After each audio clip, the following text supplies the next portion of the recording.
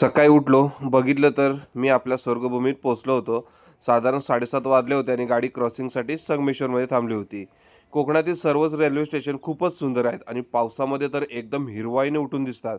आणि ट्रेनमध्ये चायवाले आणि वडापाववाले ओरडत आले, की आपण ट्रेनमधून प्रवास करतो याचा आनंद मात्र होतो आणि त्यांच्याशिवाय ट्रेनचा प्रवास हा पूर्ण होऊच शकत नाही.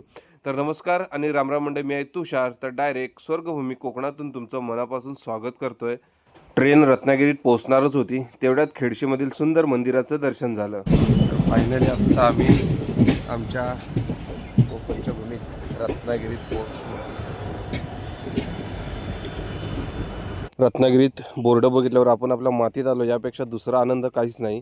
स्टेशनमध्ये पूर्ण प्लॅटफॉर्मचं काम चालू आहे, त्यामुळे थोडीशी प्रवाशांची गैरसोय होते.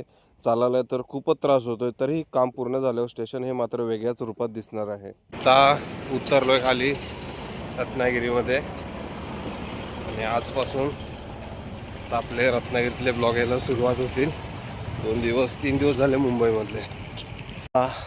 ट्रेनमधून उतरून डायरेक्ट रत्नागिरीला आलो होतो आणि आज आहे विधीचा बर्थडे आणि त्याच्यासाठी गिफ्ट खरेदी केलं आहे. बघा मस्तपैकी एक सायकल, कारण बोलली होती मला सायकल पाहिजे बाबा, तर आज तिच्यासाठी सायकल घेऊन आलो आहे. भरपूर खुश होणार आहे आज.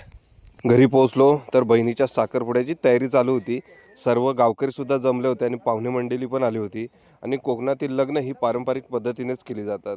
देवाची पूजा करून सर्व गावकऱ्यांच्या संमतीने पूर्ण साखरपुड्याचा कार्यक्रम पार पडला. कार्यक्रम सुरू झाला आणि आमच्या आजीने जुनी आणि पारंपरिक गाणी म्हणायला सुरुवात केली होती. आणि जुनी गाणी ऐकायला तर भारीच वाटतात, कारण जुनं ते सोनं असतं. त्यामुळे आपल्या पारंपरिक गोष्टी काही विसरून चालणार नाही. संपूर्ण कार्यक्रम व्यवस्थित आटपला. सर्व गावकऱ्यांनी नववधू आणि वराला आशीर्वादसुद्धा दिले. त्यानंतर लगेच उद्याच्या लग्नाची तयारी चालू झाली. त्यामुळे अजून सर्व कामं खूप सारी बाकी होती. पटापट सर्वांनी एकजुटीने सर्व कामाला हातभार लावून सर्व कामं पूर्ण केली. कारण गावात अजून आपलेपणाने आपुलकी जिवंत आहे. कारण कालच मुंबईमधलं सुपरफास्ट लाईव्ह बघून आलो होतो आणि म्हटलं आपलं गावच बरं. आणि मग संध्याकाळी आमच्या विधीचा बड्डेचं सेलिब्रेशन करून घेतलं आणि सर्व बच्चा पार्टीसुद्धा आली होती. त्यांना ज्यूस देऊन खूप खुश केलं आणि थोड्याच वेळात हल्दीलासुद्धा सुरुवात झाली होती आणि रात्रभर हळदसुद्धा नाचवली. तर म्हणजे आता व्हिडिओ इथेच संपते. जर का आपला व्हिडिओ आवडत असेल तर नक्की लाईक, शेअर आणि फॉलो करायला सुद्धा विसरू नका.